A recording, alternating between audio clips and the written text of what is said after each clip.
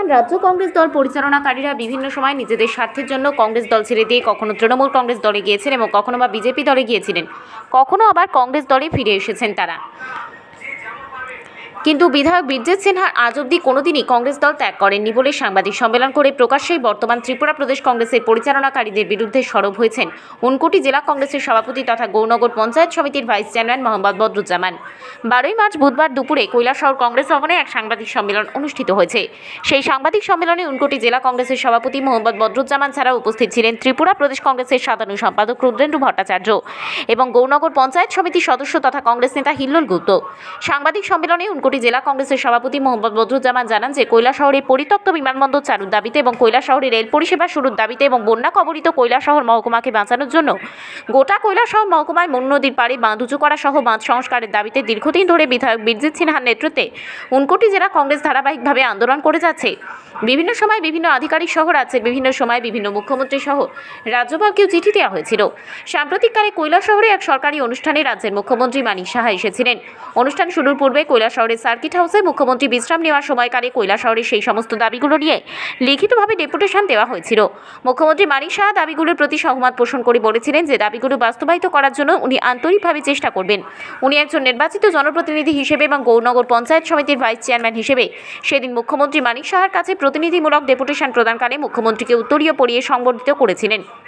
সেই ছবি দিয়ে 12 মার্চ বুধবার রাজ্যের এক প্রভাতী পত্রিকায় এক নিউজ প্রকাশিত হয়েছে বলে ঊনকোটি জেলা কংগ্রেসের সভাপতি মোহাম্মদ বদরুজ্জামান জানান। যে নিউজটি প্রকাশিত হয়েছে সেটি সম্পূর্ণ ভিত্তিহীন নিউজ বলেও জেলা কংগ্রেসের সভাপতি দাবি করেন।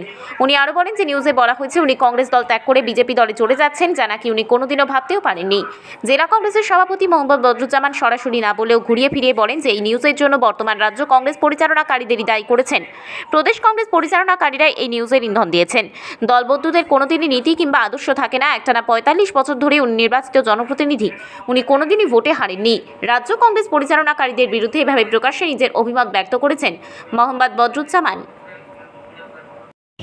আমার দীর্ঘ রাজনীতির জীবনে কংগ্রেসের নীতি আদর্শ পরিত্যাগ করার কোনোদিন কোনো মানসিকতাও নাই এবং মানসিকতাও থাকবে না। ত্রিপুরা রাজ্যের একটা প্রভাতী দৈনিক গতকাল একটা সংবাদ পরিবেশন করেছে। সেই সংবাদের কোনো ভিত্তিই নেই, ভিত্তিহীন সংবাদ পরিবেশন করে কংগ্রেসকে দুর্বল করার চেষ্টা করছে। কারণ গত পঞ্চায়েত নির্বাচনে এই রাজ্যের 58টা ব্লকের মধ্যে একমাত্র গৌরনগর ব্লক কৈলাসহর জেলা কংগ্রেস এবং আমাদের বিধায়ক বীরজিৎ সিনহার নেতৃত্বে ভারতীয় জনতা পার্টি থেকে আমরা ছিনিয়ে এনেছি। অনেক আক্রমণ এবং কাউন্টিং হল পরিবর্তন করা, প্রশাসনের থেকে নিরপেক্ষতা না পাওয়া, তারপরেও জনগণের আশীর্বাদ নিয়ে জনগণের প্রতিরোধে বীরজিৎ সিনহার দক্ষ নেতৃত্বে আমরা এই ব্লক দল করতে পেরেছি এবং এই ব্লকের ভাইস চেয়ারপারসন হিসাবে আমাকে নির্বাচন করা হয়েছে। কারণ ইচ্ছাকৃতভাবে সরকার, বিজেপি সরকার এই পঞ্চায়েত সমিতির চেয়ারপারসনের পোস্টটা মহিলা এবং তফসিল মহিলাদের জন্য রিজার্ভেশন করে রাখা হয়েছে, যার কারণে আমাকে ভাইস চেয়ারম্যান হিসাবে নির্বাচন করা হয়েছে। এই প্রভাতী পত্রিকায় যে সংবাদ পরিবেশন হয়েছে, এই সংবাদের ভিত্তি তো নেই বা সংবাদদাতাও আমার সঙ্গে এই ব্যাপারে নিয়ে কোনো আলোচনা করেনি। আমি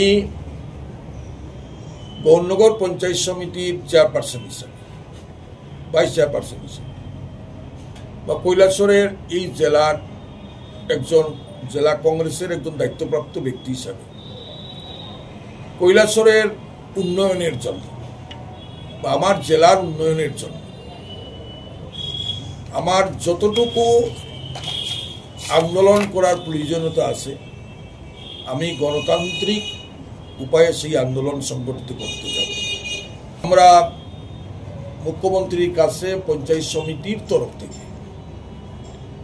যেহেতু উনি আমার ব্লকে আসছেন, মাননীয় মুখ্যমন্ত্রীর কাছে আমরা একটা মেমোরেন্ডাম তুলে ধরেছি। রাস্তাঘাট, পানীয় জল এবং বিশেষ করে কৈলাসর বন্যা কবলিত এলাকা, এই বন্যা নিয়ন্ত্রণের জন্য আপনারা জানেন যে আমাদের পার্শ্ববর্তী রাষ্ট্র বাংলাদেশ আমাদের সঙ্গে জলযুদ্ধ নামছে। তারা বিশাল আকারে বাঁধ নির্মাণ করছে মনু নদীর পাশে। এই ব্যাপারে কংগ্রেস পার্টি, জেলা কংগ্রেসের নেতৃত্বে আমরা কিন্তু লং মার্চ করেছি। বন্যা নিয়ন্ত্রণের বাঁধ নির্মাণ করে কৈলাসরবাসীকে বন্যা থেকে রক্ষা করা। আমরা কৈলাসরবাসীর দীর্ঘদিনের দাবি,